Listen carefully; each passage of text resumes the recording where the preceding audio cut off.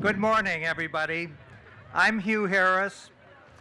The flight of the Alan Shepard aboard Freedom 7 was a major turning point in the history of our country.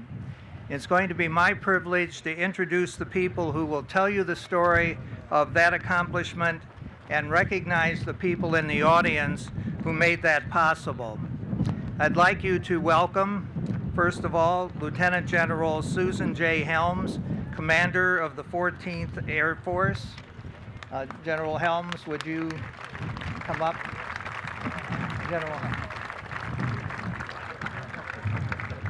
General Helms leads a force of more than 20,000 people responsible for missile warning, space superiority, satellite operations, space launch and range operations. And as a NASA astronaut, she flew 5 space missions, 4 of them on the space shuttle, during which she set a record for the longest spacewalk. She lived and worked for 167 days on the International Space Station and spent a total of 211 days in space. Would you please take your seat? Bob Cabana is director of the Kennedy Space Center, where he's responsible for successfully completing the Space Shuttle program and building the world's premier launch site. Bob flew on 4 Space Shuttle missions, including commanding the first assembly mission for the International Space Station. Thanks, Hugh. Thank you for being here. Scott Carpenter. Scott Carpenter is unique as a Mercury astronaut. Instead of just forwarding engineering readings from his spacecraft, he tried to report the human feelings of going into space.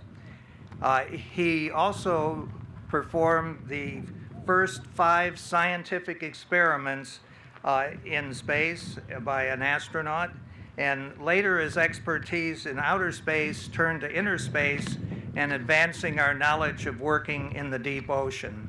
Thank you for coming.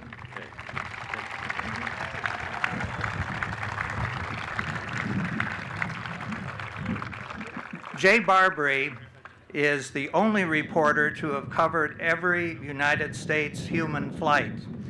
He was a friend of Alan Shepard's and co-author with Alan of the only New York Times bestseller book on space called Moonshot. It is being re-released as an updated ebook version for this anniversary.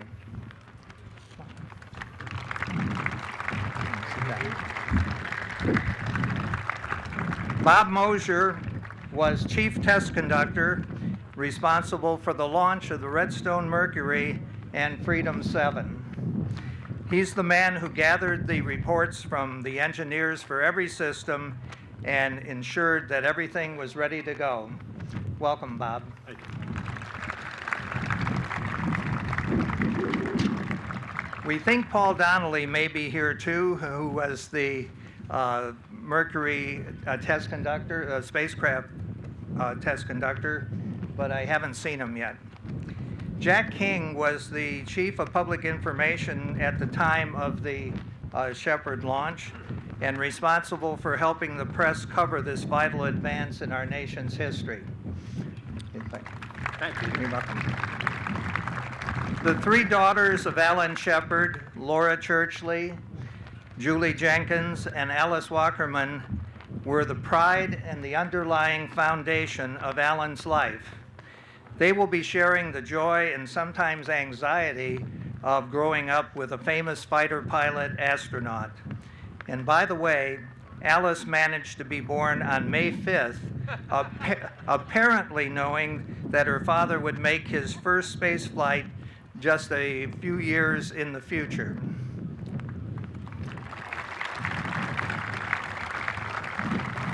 Our NASA Administrator, Charlie Bolden, is not only a Marine Corps general, but also former astronaut who flew 4 times, including deploying the Hubble Space Telescope. He is also the only astronaut who ever test rode the escape basket from the 195-foot level of pad 39A out to the outer perimeter, something that a lot of us would like to have done. Will everybody please rise for the presentation of the colors by the Patrick Air Force Color Guard and the singing of the national anthem led by Tech Sergeant Altrelise Myers.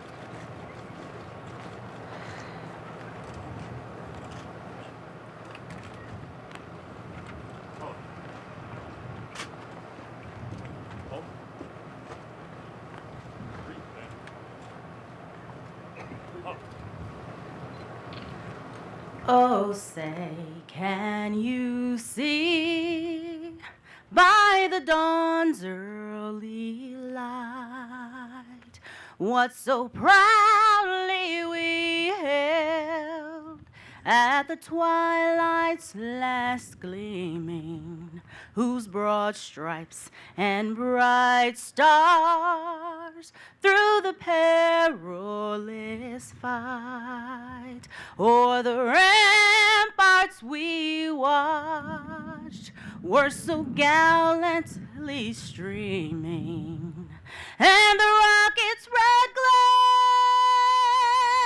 the bombs bursting in air, gave proof through the night that our flag was still there. Oh, say, does that star-spangled banner yet wave o'er the land of the free and the home of the brave?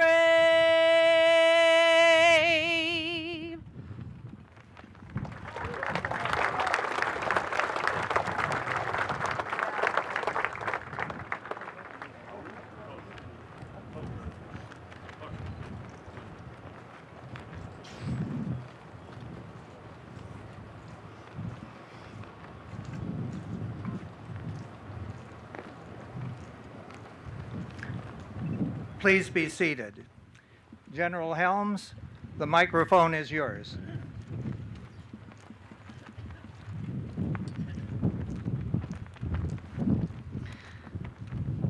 Well, thank you. It is a great pleasure for me to be here with you today at Cape Canaveral Air Force Station, some of my old stomping grounds, obviously, for a lot of reasons, as we celebrate 50 years of human spaceflight. I wholeheartedly enjoy my return trips to the Space Coast. The 45th Space Wing and NASA have shared a proud part of our nation's history, and as shown by a letter of intent signed by the U.S. Air Force, NASA, and the National Reconnaissance Office, both the Cape and the Kennedy Space Center will continue to be an important part of our nation's future, even as we celebrate its past. This place shines as a beacon to all of the ability for civilian, commercial, and military organizations to come together to advance science and technology. And our work here enhances the strength of our nation and contributes to a better quality of life for our citizens and the entire world. The military has played an important part in our human spaceflight program from the beginning. Of the 7 original astronauts, all of them had a military background. 3 were Air Force officers, 3 were Navy officers, and 1 was a Marine officer, which I'm sure Charlie Bolden is very proud. The rocket behind us, flown by Alan Shepard, was a product of the Army Ballistic Missile Agency that merged with NASA. The Navy helped train Alan Shepard and was responsible for recovering him when he splashed down. The Air Force, as it does today, was responsible for the operation of the range and the safety of millions of people as the rocket flew downrange. The doctors helped in the selection of the astronauts and monitored their health and training. And finally, NASA provided the leadership and vision to bring all of the elements and groups together to accomplish extraordinary things.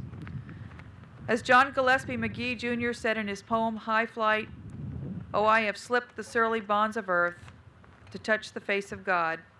This is what Alan Shepard accomplished 50 years ago today. And although I was just a little kid in the 60s, I won't say how little because I don't want to give away my age, even though it is on the internet. I knew even back then that the Cape was a thrilling place to work. I'm still frankly jealous that I never did get to see a Saturn V rocket lift off when I talk to people around here who did, and they tell me what it was and what it meant. Pioneers, scientists, and engineers all alike made it possible, for we are all accomplishing today on the civilian and military side of space launch, standing on the shoulders of those who made it happen 50 years ago for Alan Shepard. I'm sure what we're doing today still inspires people to get involved in the exploration of space, just as Alan Shepard and his fellow Mercury astronaut Scott Carpenter here today did for the people of my generation way back when we were young. It is truly an inspiring moment that we collectively are coming together here to remember, and I'm pleased to see such a broad audience out there from all different walks of the space program here to celebrate this special anniversary. So on behalf of the entire 14th Air Force and 45th Space Wing, I'm pleased to have the privilege of participating in today's ceremony. We will work tirelessly to continue to be the world's premier gateway to space. Thank you very much.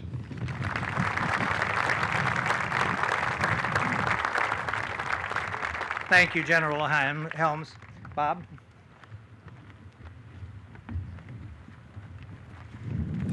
Thanks, Hugh. Well, welcome to this 50th anniversary celebration of Americans in space.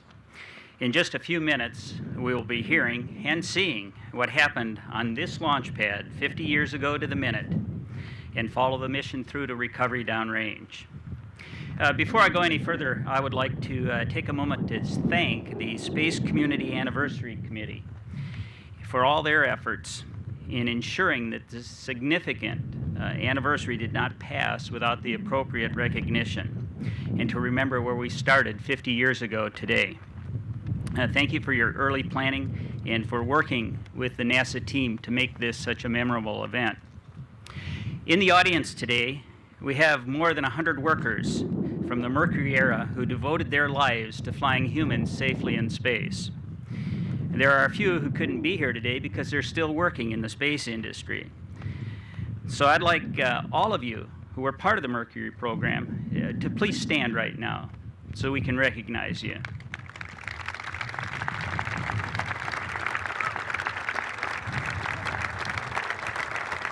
And could I get all the spouses to stand also?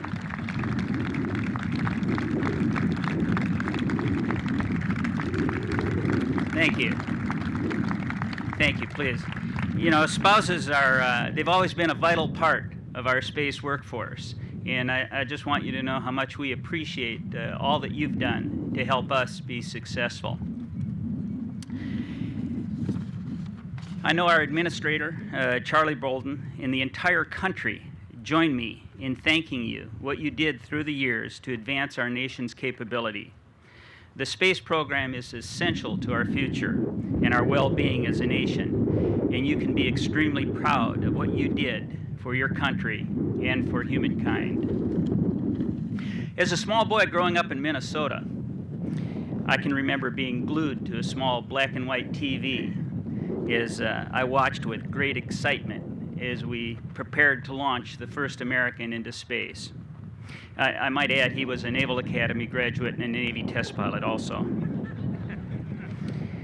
Astronauts, and by the way, Susan, I did get to see a Saturn V launch as a midshipman, and it was awesome.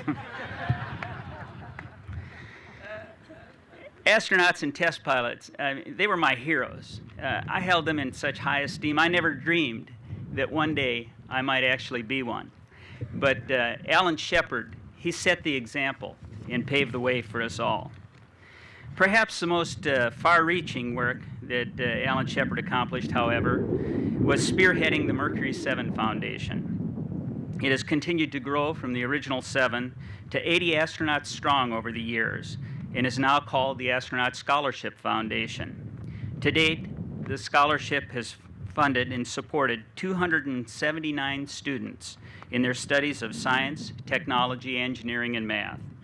Starting with just 7 $1,000 scholarships in 1986, the foundation has grown to where it awarded 19 $10,000 scholarships this year to help ensure our country retains its world leadership in science and technology.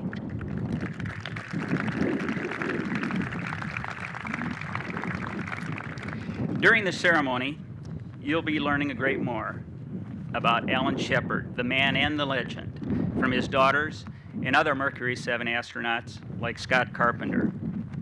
So get ready to hear from Chief Test Conductor Bob Mosier as they walk us through the launch process.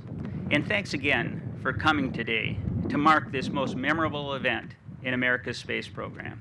Thank you.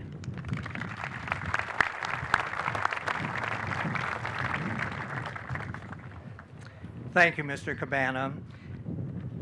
Jay Barbary, you were here 50 years ago this day, also covering the launch of Alan Shepard for NBC News.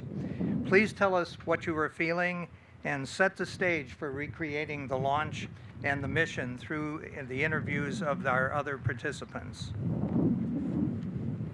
First, I want to say to all the Mercury team out here, it's in their late 70s and 80s, as I am. Have you noticed all these young people, guy came up here, they had to read it. We're going to talk to you about what happened here. You know, we're running a little late right now. I want to tell you it was a day just about like today, and about a mile or so up here was a press site. And we had, a few hundred people up there, and I was on with a great legend on 16 networks worldwide, including the Armed Forces Radio Network. And I was just talking to astronaut Charlie Duke, who is here. He was on Apollo 16, walked on the moon, and he was talking about he was a young fighter pilot, and they were listening to us over there on the Armed Forces Network. But anyway, we were all over there. The day was like this. It was the beginning of something, and it is so great to look out and see like General Augersman over here, who was the backup to General Medeiros, and look at Sam Bedingfield, who put him in the spacecraft, and everybody here, all you guys. This is for you today, and you guys all did great, and it's glad to see you out here. Now, first I want to start with Bob Mosier. Bob, if you'll come up. Let me tell you a little bit about Bob. Bob was a test conductor inside. He actually launched him. Of course, the test director was, Debus, some guy named Debus or something like that. Yeah, anyway, Bob here also did the first satellite into space. So what was it like in the blockhouse? Well, the blockhouse, sitting over there, someplace, was very crowded. We had about 50 people in those 3 small rooms. But it was very intense, organized, and everybody had their job to do and did it. It was, at that time, push buttons, meters, switches, and hard lines coming out here to the vehicle. Nothing like it is today. There were no TVs around. That's why the windows are there. So there we were, and it was a intense countdown. Everybody was at their job. There was no joking around, let me tell you. But we enjoyed it, and it worked, and congratulations to all of us. We were a great team. Thank you, Bob. Thank you. Thank you very much. He did it. Hey, Jack Keane, come here. Now, a lot of you people know this guy coming up here, but he was actually here a couple of weeks before I got here. Now, he was with an outfit called the Associated Press. We played poker up in the AP Bureau up there. That's the way you paid your rent. Yeah, You got us guys up there to play poker. Exactly anyway, right. Jack, Smoke tell us till what was happening with the press. Well, first up, I want to say, none of you know, Jay actually covered Lindbergh's landing. Goes back a long time. been around for a while. The morning of May 5th is 50 years ago. And you know, you go back in your memory. I was just talking with Neil about this. And you start to think, knowing that you're going to be involved in the program, you start to think about the various activities on that given day. And then all of a sudden, just like I've had memories of Apollo 11 the same way, as you are here on occasions like this, it was like yesterday. It's amazing, 50 years ago. But as things come in and memories come into your mind, it was a very special time. We had my responsibilities as Chief of Information was to run the press operations at the Cape, and I also handled what was called the hang arrest pool. This was the press pool that went over to hang arrest the astronauts' facilities to cover Alan Shepard's departure from his crew quarters to the launch pad. To me, and I've gone through hundreds of launches and done countdowns on hundreds of launches, the first is always very special. I must admit, it's the only one where I was misty-eyed. The first American in space. I couldn't be prouder, and I couldn't be prouder of being a part of it. Thank you. Thank you, Jack. Thank you. Hey, guys, Alan Shepard was one hell of a guy. No one knew him, didn't know that. And he really set the standards with this launch that we've had for 164 times. That's how many launches we've had. We've got 2 more to go of the shuttle program to bring it at 166. But I want to tell you, most proud he was of these 3 young ladies. Come on up here. Ooh, got it right here. This is Alice, this is Julie, and this is Laura. Now tell us what you were doing that morning and what it was like to know your dad was about to ride that. Well, first off, I would like to say that when Daddy was first selected as an astronaut, he sat us all down in the living room, and he told us he wasn't going to be working for the Navy anymore. He was going to be an astronaut. And, you know, he was so excited about this. We were really trying to listen, but we kind of got stumbled with the word astronaut. We didn't know what it was. We were 8 and 11, you know. So, but his enthusiasm won us over. We stood up and we said, well, have a good trip, Daddy. Well, I was younger. I was just turning 10 years old. So continuing with Laura's story, I needed a little more confirmation on it. So at bedtime that night, I'm looking at my dad, and I said, okay, Daddy, is that rocket going to bring you back? And he looks at me just as we're confident as you can imagine. He goes, Julie, they are not going to put me up in that rocket if they can't get me home. Kiss me goodnight, best night I slept. This is the birthday girl today, Alice. Well, I was the early riser, and we were in Virginia Beach at the time. Mother and our grandparents were in Virginia Beach, and it was a bright, beautiful morning like today. And I looked out the curtains of our living room, and our whole front yard was full of policemen, police dogs, and police cars, and journalists. And so I was very taken back by it, and so quickly I ran to Julie and woke up Mom and said, oh my, there's stuff going on in the neighborhood. So she quickly got up and told us what was going to happen that day. And we sat down in front of the little black and white TV and watched it all happen. It was wonderful. What do you think today, where we are today after your dad started out, what a lot of people don't realize, what makes me so proud of Alan Shepard, and my personal most proud, is he allowed me to help him write his book, the one and only book, Moonshot. And as somebody by the name of Hugh Harris over here mentioned, it's just come back, returned, we've updated it, it's on the internet now. But he was so proud of you girls, and when he took off on May 5th, 1961, he carried NASA's space program on his shoulders because he had been beaten into space by Yuri Gagarin 3 weeks earlier. He could have been first if von Braun had allowed them to fly the single shot that would have put him up there. They wanted to fly one more. And when they were beaten by Yuri Gagarin, the naysayers were out, and they were telling everybody, let's not go. We don't need it. We've been beat. Let's forget about the space program. But Kennedy stuck with your dad. Your dad had all of this weight on his shoulder. He knew that if he failed, that would be the failure of the space program. He also knew when he got his chance to be the only member of the Mercury original 7 astronauts to go to the moon. It was Apollo 14 after the near disaster of Apollo 13. And there was calls then that that we didn't need to go anymore. We landed Apollo 11 and 12. We didn't go anymore. So he had to make absolutely sure that Apollo 14 was picture perfect. And he did it. What a great guy. And here we are today, and we have the girl standing here. Is there one thing you'd like to add quickly before we recreate his flight? Daddy never thought of himself as a hero. He tried to keep our family as normal as possible. We really weren't thrown out into the public.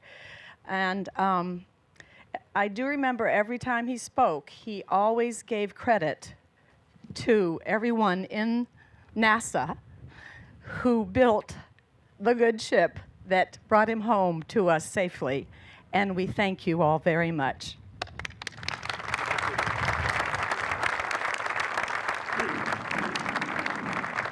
Now, the treat that we have for you today, we have uncovered a pristine audio of Alan Shepard's flight. Everything he said in Freedom 7 from the moment of liftoff until he was recovered in the Atlantic 300 miles southeast of here. And we have recreated the video that will cover it. Where is Jim Lewis and CCI, the guys that put this together for us? I think Robin. Anyway, here you are over here. Hi, Jim. Thank you so much. You have a treat. We're not going to interrupt it. But first, I want to bring up someone named Scott Carpenter. Scott, come on up. And while Scott's coming up here, John Glenn was to be here today. John called me the other night. Unfortunately, there were 2 deaths in his family on Annie's side, and they could not come. But John wanted to be here with us for the liftoff today, and Scott. And Scott, you flew Chase, I think, along with Wallace Sherrod, didn't you? On this just before it took off. I think we're going to say, there you go. Look, Scott, look. There you go. Here goes Scott off right now. F-106 taking off. He chased. There he goes. He chased Alan Shepard as far as he could into space. What do you remember was happening right then? Tony, hold on with me until I give you the word. Wally and I circled the pad at a respectable distance for a long time. We landed afterward. 7, rating it loud and clear, Capcom, over to Chase. Okay, over to Chase. He was calling over to you, Scott. Now, what we're going to do when we get close to liftoff here, we're going to be quiet. We're going to let you hear and relive Alan Shepard's flight. I'll get an estimate on this. Gordo in there. That's Gordo Cooper that you're looking at. All you have to do is give me the word. I've got 1 suite. 7, stand by, Capcom. I'm still on Bob's. He lifted off at 9:34, so we still have another 4 minutes almost to go here before he actually lifts off. But you can see what it looked like about the same type of day that was happening. Keep your camera and tape recorders on. CO, did you verify you got a recorder light? This is the CO, I did. Okay, Paul, ready to resume the count? Roger, ready to resume the count. STE, I'm going to turn it over to Stoney, verify. Resume the count. Okay, Stoney, take it over. Roger. 5 seconds.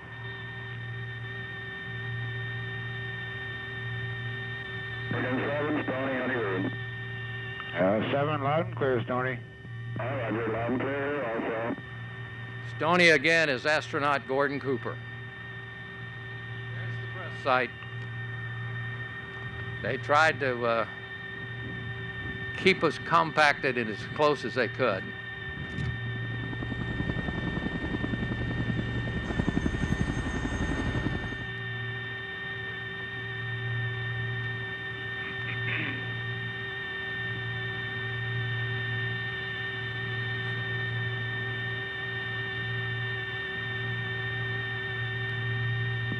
Okay, guys, Jim, if we could bring the sound up a little bit here as we get Roger. into it, I think we can all hear it pretty well. But the launch is right on time with this tape, and we're actually marking time. Good audio, very good audio, perfect.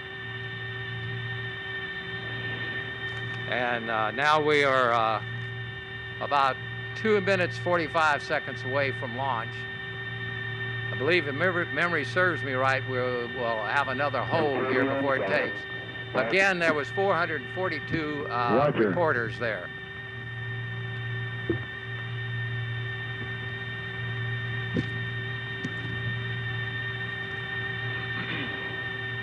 They called Alan Shepard the Icy Commander, and you'll see why.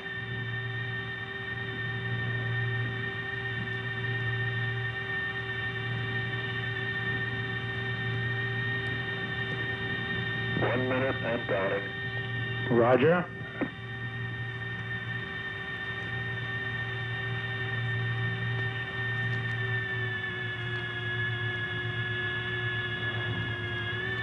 I don't know what that roar is, but 45 and counting. Mark. Roger. do you remember, Scott, how high and that you were in the F-106 when you lost sight of it? 30. Mark. 3,000 feet. Is that all? Yeah. That's the front periscope pickup. In other words, he got out of here in a hurry. 24 volts. 26 amps.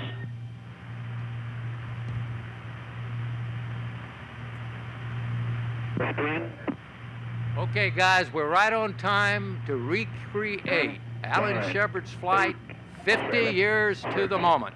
5, 4, 3, 2, 1, 0.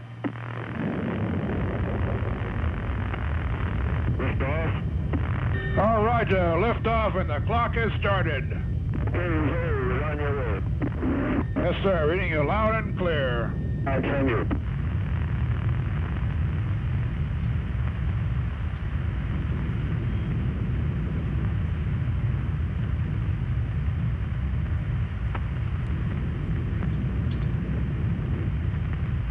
This is Freedom 7. The fuel is go. 1.2 G. Cabin at 14 psi.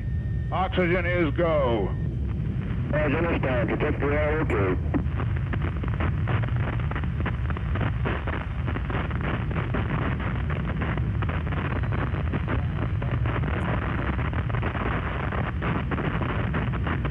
Freedom 7 is still go. How's you looking good?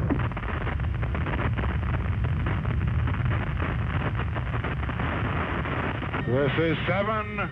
Fuel is go. 1.8 G. 8 psi cabin, and the oxygen is go. How's you protect your air, okay.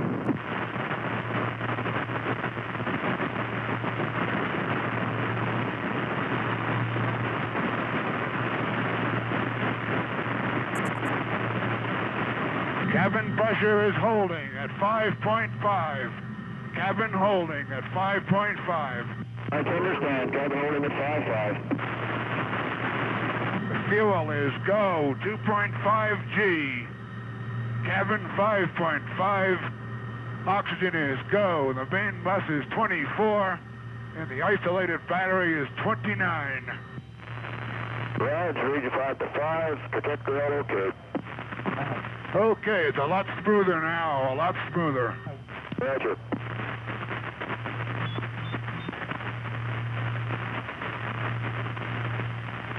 Seven here. Fuel is go. 4G. 5.5 cabin. Oxygen go. All systems are go. That's all systems go. Protect the air, okay. 5G.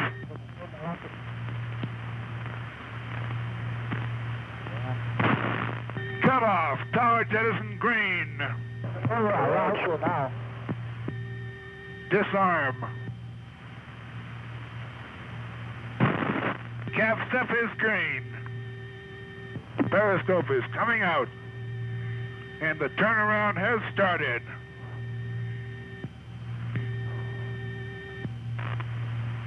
Alpha. Alpha. ASCS is okay. Control movements. Roger. Now. Okay, switching to manual pitch. That's manual pitch.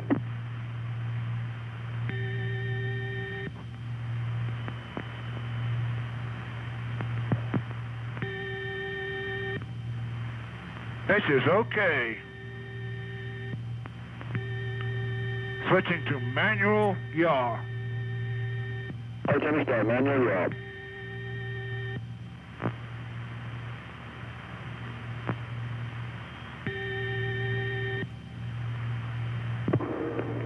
Roger 3, okay. Yaw is okay. Switching manual roll.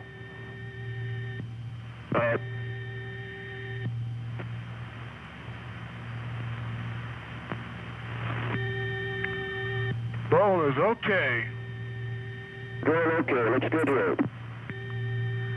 On the periscope, what a beautiful view. Cloud cover over Florida, 3 to 4/10 near the eastern coast. Obscures up through Hatteras.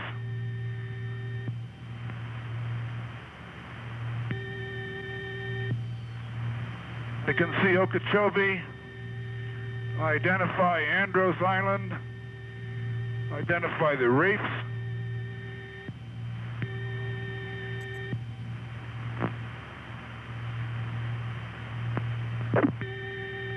Retro, 5, 4, 3, 2, go. Start retro sequence. In retro attitude, arc green.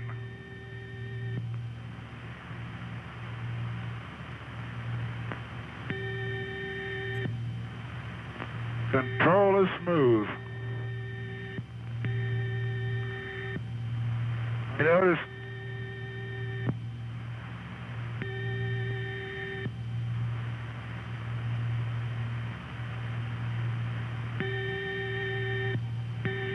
Retro 1. Very smooth. Retro 2. Retro 3.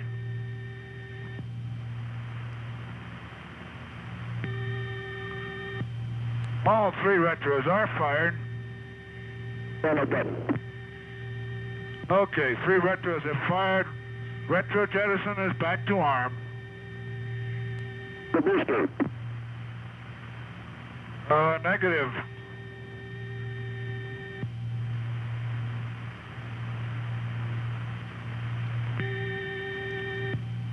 Switching fly-by-wire.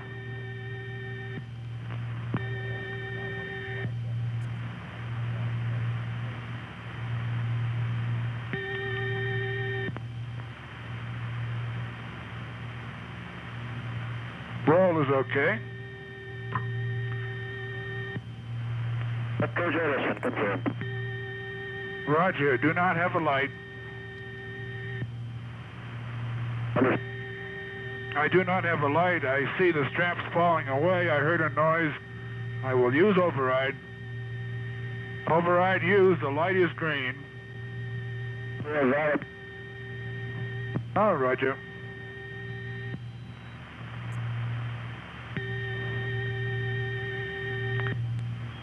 Periscope is retracting. I'm on fly-by-wire, going to re-entry attitude. Roger.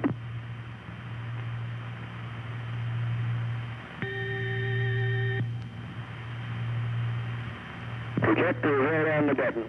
Okay, Buster, re-entry attitude. Switching ASCS normal. ASCS is okay.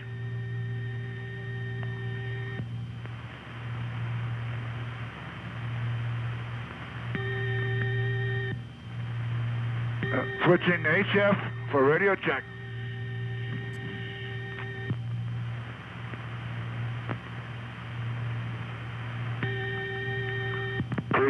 7, Capcom, how do you read HF? Roger, reading you loud and clear, HF, decom me. Freedom 7, Capcom, how do you read onset? Reading you loud and clear, HF, Hummy. Back to you, HF.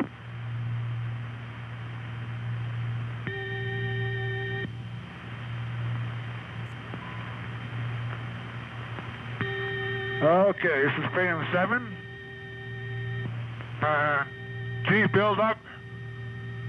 3, 6, 9.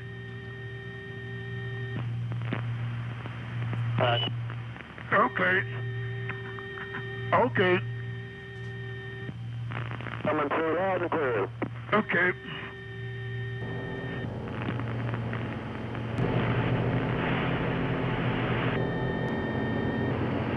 Okay.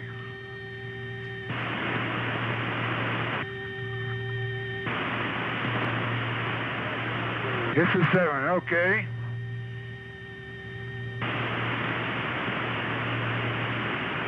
$45,000 feet now. 40,000 feet. I'm back on ASCS.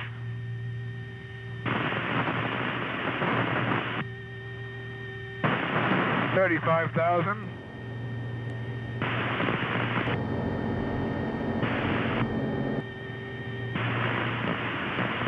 $30,000 feet.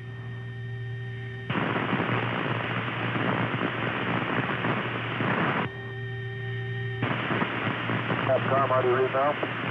Roger, Deke, reading you loud and clear, Hummy. Switched over to GDI. Roger. The drogue is green at 21. The periscope is out. The drogue is out. Okay, at drogue deploy, I've got 70%. Auto, 90% manual. Oxygen is still okay.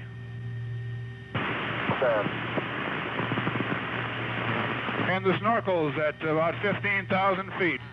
Emergency flow rate is on. Standing by for main.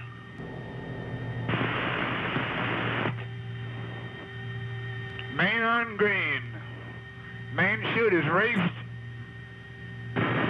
Main chute is green. Main chute is coming unraced and it looks good.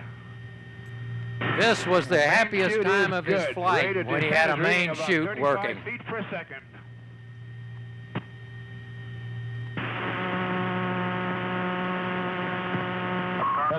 Hello, Capcom, Freedom 7. How do you read?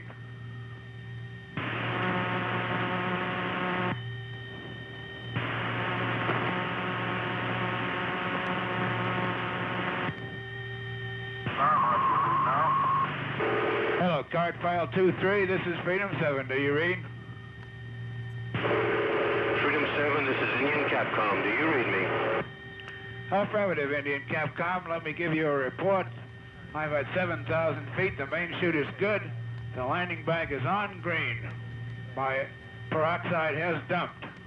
My condition is good. Roger, Freedom 7.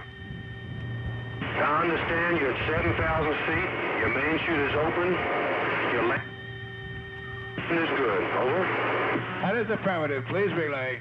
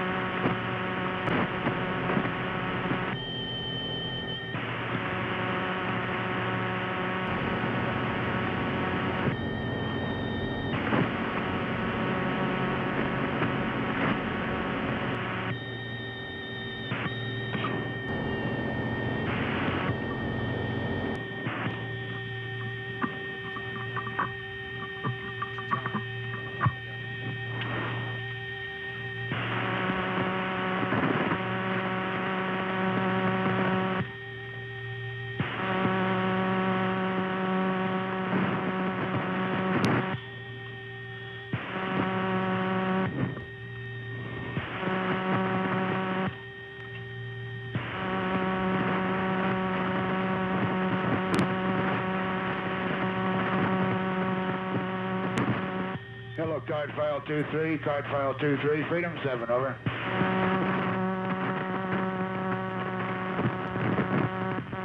Freedom 7, this is card file 23, over. This is 7, relay back to Capcom, please. My altitude now 4,000 feet. Condition as before, the main chute is good. The landing bag has deployed, the peroxide has dumped. All right, just a second. We'll relay.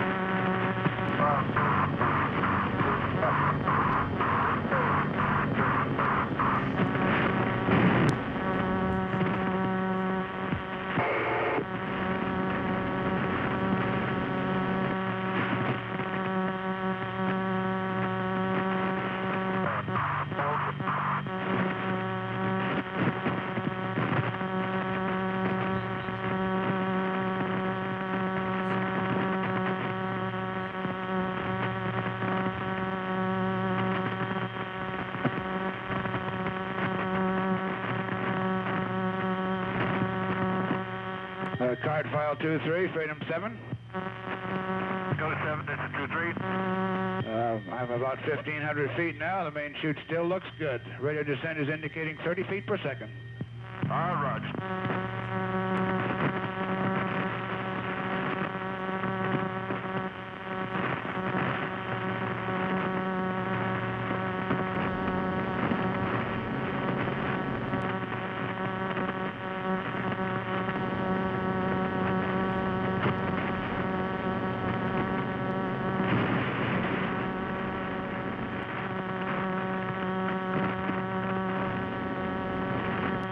Freedom 7, this is 23. I have no transmissions from Cape Capcom. Over. Roger. Freedom 7, this is Cape Capcom, over. This is 7, go ahead. We have something to transmit at this time, over. The negative, just relaying my condition is still good. I'm getting ready for impact. Roger.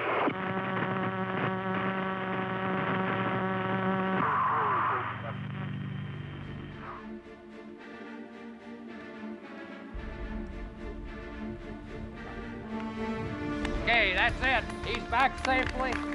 He's back safely, and I want to thank these television people. We did it right to the second. 50 years to the second, recreated his flight. Now he's waiting to be picked up, and I want to tell you guys, sitting here on the front row is a little Alan Shepard. His name is Baxter. He's his great-grandson. Did you like to watch your granddad there today fly, Baxter? Good. Thank you for coming to see us, all right? Thank you, Baxter. Anyway, look at there, Scott. They got the capsule up there. You flew down with the rest of the Mercury astronaut. Tell us what it was like down there when you got to see Alan back on ground. I saw Wally Schirra, who flew the other chase airplane. We shook hands when we landed. The conversation went sort of like this. Wally, what did you see? He said, Scott, what did you see? We both said, didn't see a thing.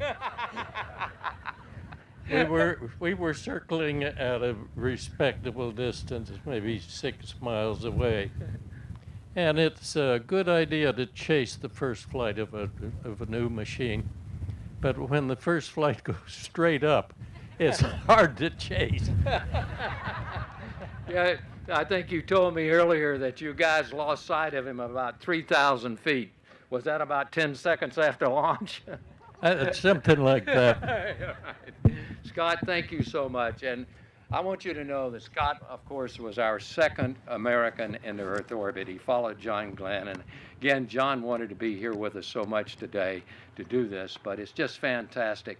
We want to thank again Bob Cabana, the director of NASA's Kennedy Space Center, and also General Wilson over here, who is also our host. But we appreciate you letting General Helms speak today, General Wilson, because we are very proud of you, General Helms. We're very proud of you. And that guy sitting on your left, that Marine, we're sort of proud of him too, okay? So what we'll do, we'll give it back to Hugh here now, and all of you, thank you for coming.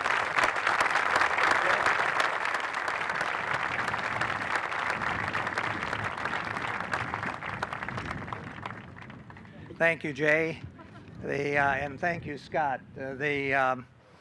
Unfortunately, we have a lot of wind up here today. How do you mean that?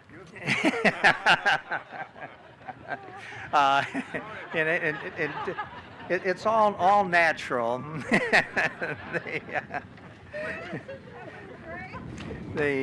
Now it's a great pleasure to introduce Charlie Bolden, our administrator. His deployment of the Hubble Space Telescope that sees farther into the universe than any other telescope is really consistent with the job that he has today, because his job is to envision the future of NASA and to guide us on that journey. Charlie?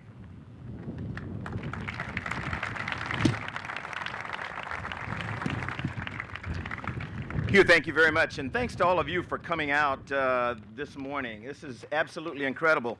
I'm not sure about most of you, but I got goosebumps watching the video, and as I listened to Alan throughout the mission, there is no question that my heart rate sitting over here next to General Helms was probably higher than Alan's got the entire flight. Susan, as I know her, General Helms, Bob and I were sitting there as Alan was counting up the G's. And Bob went, 10 G's. And I went, ooh, that hurts, just sitting here listening. Jay, you know, because I am younger, I am going to read. And the main reason I'm going to read is because my wife sitting down there always says, don't ad lib because you talk too long and you say too much. So I will do that. Any Marine that can read, okay. I probably should read this and get it done really, really quickly.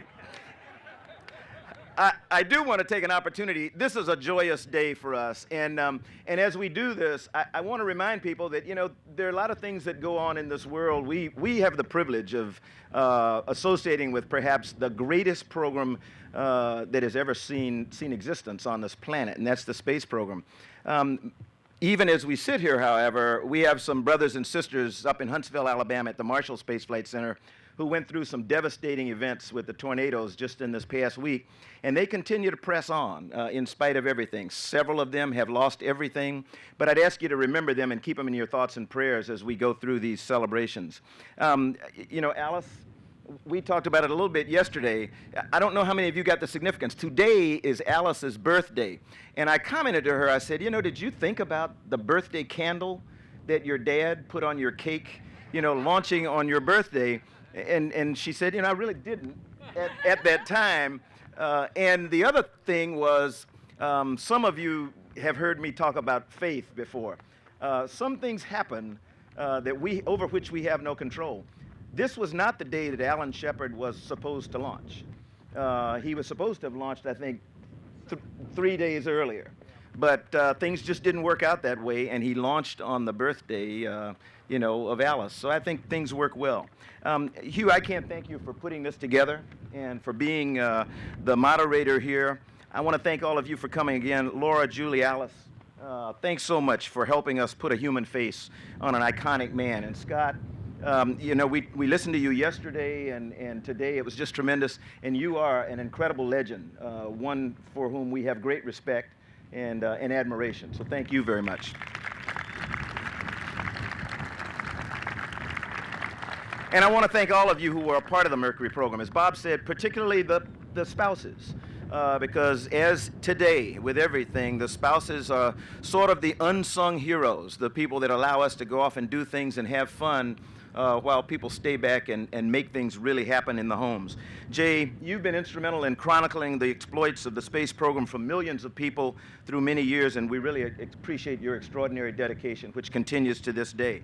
It's an extreme pleasure for me to be here with all of you today, not only to recognize a courageous flight and a historic moment, but also to challenge all of us to remember just what Alan Shepard's achievement and that of the whole Project Mercury meant for this country, and continues to mean as we strive for even greater heights in human exploration. Project Mercury gave our country something new, an astronaut corps and space vehicles that began our human exploration efforts.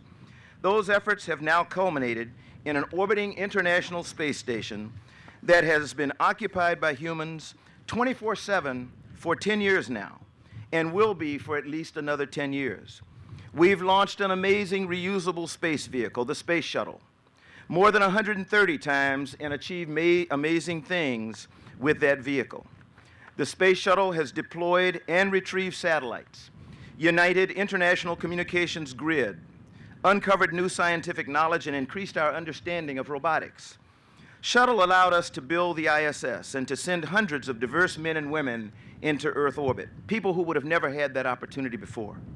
With the same spirit of innovation and grit of the Mercury, Gemini, and Apollo programs, we now move out on an exciting path forward where we will develop the capabilities to take humans to even more destinations in the solar system, a path on which commercial companies will expand access to that rarefied area where Alan first ventured for America.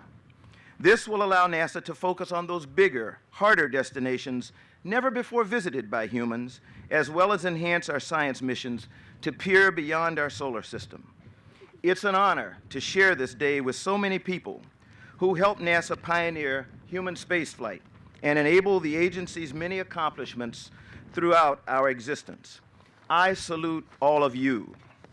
As I experienced my flights on the shuttle, I never doubted that the people on the ground helping me succeed in space were the most dedicated, knowledgeable, resilient people in the world. This is a tough business, this launching rockets from the planet. It's never going to be without risk. From Apollo to shuttle, men and women have lost their lives trying to push the boundaries of our experience. It was a good day, May 5th, 1961, but the world waited on pins and needles praying for a good outcome. I like to think that Alan was focused on the flight, on his duties as a pilot. He was the consummate professional.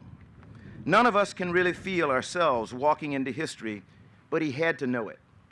I was a teenager at the time and just sorting out the field of study I wanted to pursue. Though I never imagined becoming an astronaut growing up in the segregated South Carolina, I was proud to follow in Alan's footsteps several years later and become a test pilot myself. But he was our first in space and will forever be an icon. I've spent a very significant portion of my career at NASA, both as an astronaut in the astronaut office at the Johnson Space Center and now as the head of our space program. The experiences I've had would have not been possible without Alan's pioneering effort.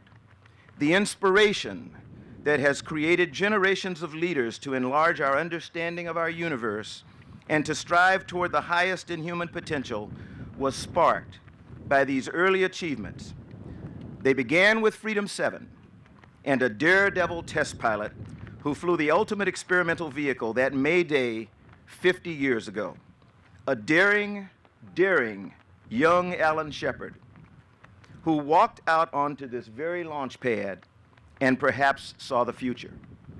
I can't help but believe that if Alan did ponder history as he stepped into the capsule, he could not have imagined the full scope of achievements that would flow from his actions, or the greater accomplishments that are yet to come if we continue to follow his example and strive for the things that are hard but are good and worthwhile. Thank all of you for this wonderful celebration. God bless Alan Shepard's memory. God bless all of you, and God bless the United States of America.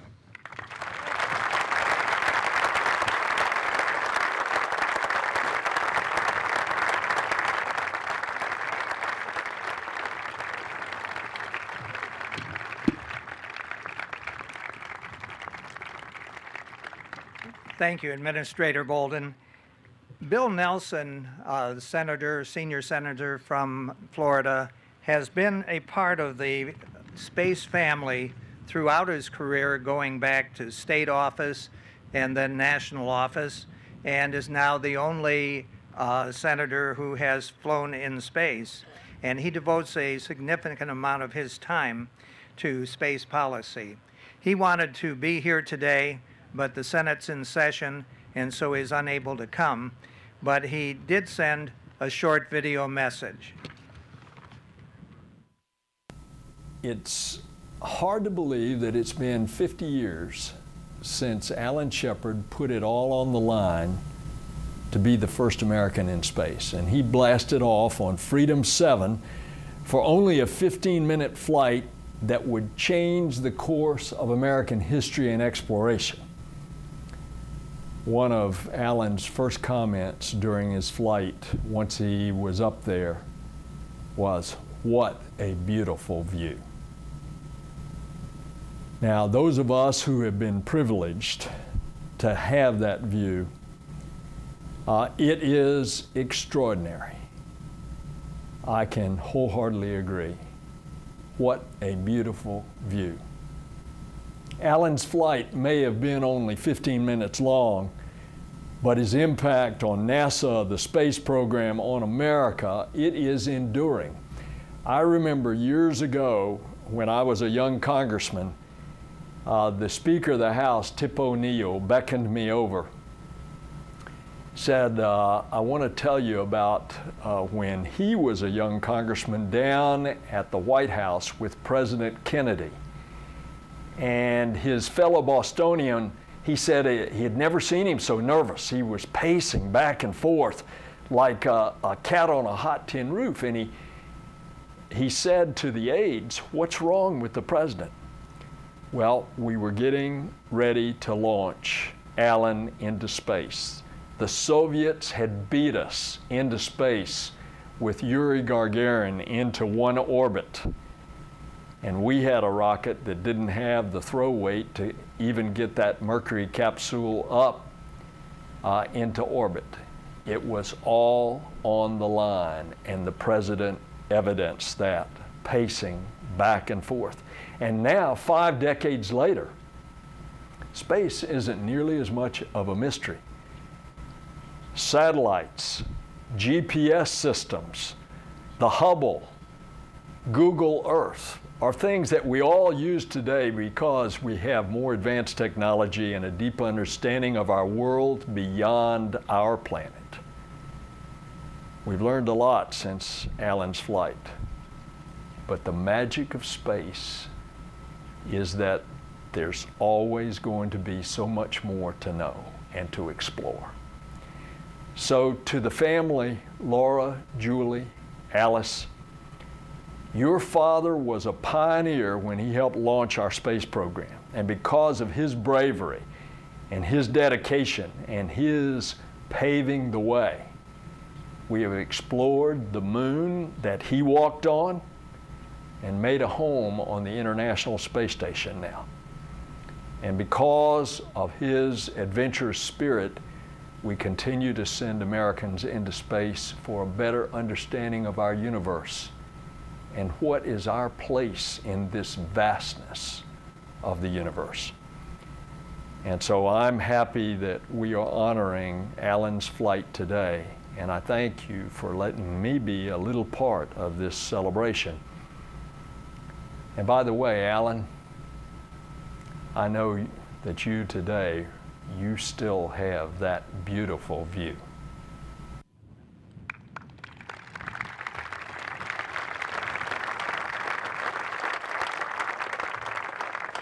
Humans have gazed at the sky throughout their history, and some of those thoughts were recorded 2,500 years ago in ancient Athens when Greek philosopher Anaxagoras wrote, "The purpose of life is the investigation of the sun, the moon, and the heavens." And I like to think that we have built on that, and 2,500 years from now, we are going to be a whole lot more knowledgeable and capable out there in space. Thank you all for help making that possible. And thanks for sharing this 50th anniversary of the first flight of a U.S. astronaut into space, Alan Shepard.